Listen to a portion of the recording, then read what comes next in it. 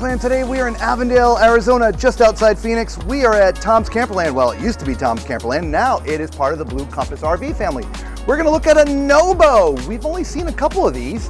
This is the 20.5. Let's take a look. We always like to start up front with the storage, and as you can see, there's ample storage up here. You can put some bins in there, which is great for all your stuff. This is on manual crank down jacks, so that's how you will level up your RV. As you look up, you'll see there's an awning that covers just about this entire side. Now this is sort of a tiny, it's in between tiny travel trailer and full-size travel trailer, but it's also a bunkhouse. And right now it's only listing for $39,900, which is awesome. Sleep 7, outdoor grill, only 5,300 pounds, guys, right? Independent suspension, it's got a breakfast bar, we'll of course see all of that. You got your step above step. Speaking of independent suspension, it also has off-road Goodyear tires. Look at those suckers. Wow. And that independent suspension, which is going to mean it drives down the road really nice, but you could also take it off-road, right? You got a little bit of storage back here as well. As we move around to the back, you've got a ladder permanently mounted. You're pre-wired for Furrion backup camera. You have a full-size Goodyear spare tire as well. And then there's this access door. So let's say you're the adventurous type and you're a biker, right? You can put your bikes right in here as you're traveling down the road. Isn't that neat? Love it. That's also a bunk. So let's go around here to the side. We can't go all the way forward, so we'll meet you up there in a minute, but here is your black tank flush. Beneath here is your sewer connect, and your power is right here. So some of your stuff is back here, some of your stuff is in the front. So let's get around to the front and take a look.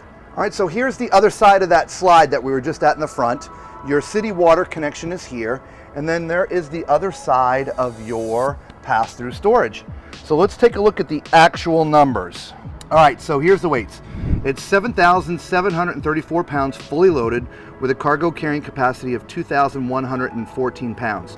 A minute ago, we said it was 5,300 pounds. That's what it was written on the window. But as you can see, dry, this particular model is 5,582 pounds. So still super light when it's completely empty. As we come around to the front, you have two 20-pound propane tanks, electric jack with light, love the extra light there, and a spot for two batteries, and the wiring for it all there as well, which I absolutely love. And let's not forget, you do have a nice battery disconnect. If you want to completely shut the power off to everything inside, you would use that right there. So let's go look on the inside. So this being sort of, again, a tiny travel trailer, or sort of in between tiny travel trailer and a full-size one, something's got to give. Well, it's the living room bedroom. As you can see, I'm on what is the living room sofa. Behind me is the bed. It's kind of a Murphy bed setup. And so it is very, very simple to open. This just pops down like that. It's called a jackknife. And there's a little latch right here where you just open it, folds down, and then the bed just folds out like so. So it really is not too big of a deal. Now, let's go ahead and give this a measure. Lisa, this is probably I would think this is a residential queen. What do you think? It looks like it might be, yeah. It is 60 wide. All right. Are we placing bets? I think it's 80. 80! Yay! All right, so it is a residential queen. We just the other day saw another one just like this. Even though it's a residential queen, it has to have the split in it for it to fold up. So you're still gonna have to buy a special RV mattress, even though it's a regular residential queen. Okay, and as you can see, there's plenty of room here. Speaking of room, there's two giant cubbies left and right of me. Okay, there's no power back here in the cubbies, but there's power up here in the front. So if you've got a CPAP, you're going to set that there. All right. You also have some hanging space there, as well as on the other side. So that is sort of your bedroom, living room area. So let's get this all folded back up, which again, it's just as easy in the opposite direction.